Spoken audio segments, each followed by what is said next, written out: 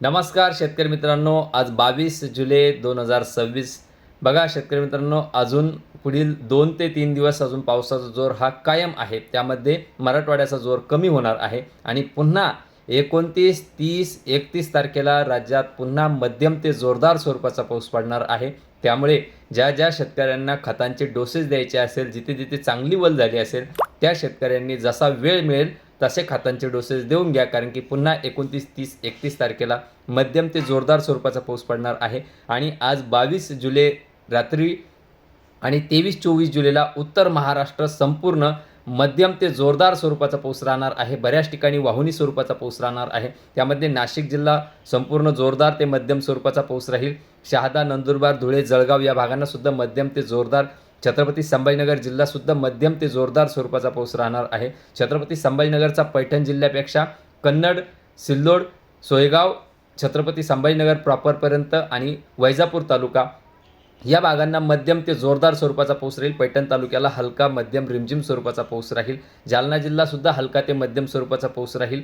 आणि अहिल्यानगर जिल्हासुद्धा पश्चिम बाजू जोरदार, पूर्व बाजू हलका मध्यम स्वरूपाचा राहील. कोकण किनारपट्टी, सह्याद्री पर्वतरांगासुद्धा मध्यम ते जोरदार स्वरूपाचा पाऊस राहणार आहे. वसई, विरार, मुंबईपर्यंत मध्यम ते जोरदार स्वरूपाचा पाऊस हा 22, 23, 24, 25च्या दरम्यान होणार आहे. आणि 25, 26, 27, 28 या 4 दिवसामध्ये राज्यात पुन्हा भाग बदलत हलका ते मध्यम स्वरूपाचा पाऊस राहणार आहे. फक्त तो सर्वदूर नसणार आहे.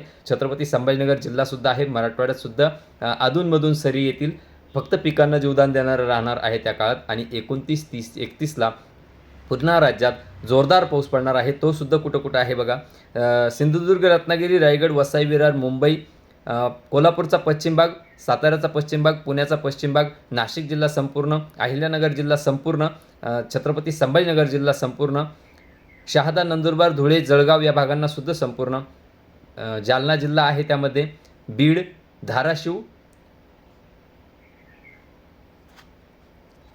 परभणी, हिंगोली, लातूर, नांदेड या भागांना मात्र हलका ते मध्यम स्वरूपाचा पाऊस 29, 30, 31ला राहील. अकोला, अमरावती, नागपूर, गोंदिया, भंडारा, चंद्रपूर या भागांना सुद्धा मध्यम स्वरूपाचा, काही ठिकाणी जोरदार स्वरूपाचा राहील. यवतमाळ, वर्धा या भागांना सुद्धा हलका ते मध्यम स्वरूपाचा पाऊस हा 29, 30 तारखेला सुद्धा राहणार आहे. याची शेतकऱ्यांनी नोंद घ्या आणि आपल्या कामाचे नियोजन करत राहा. कारण की अजून 31 तारखेपर्यंत दररोज राज्यात भाग बदलत पाऊस होणार आहे. फक्त पावसाचा जोर हा 25 ते 28च्या दरम्यान थोडा कमी होणार आहे. याची शेतकऱ्यांनी नोंद घ्या. धन्यवाद.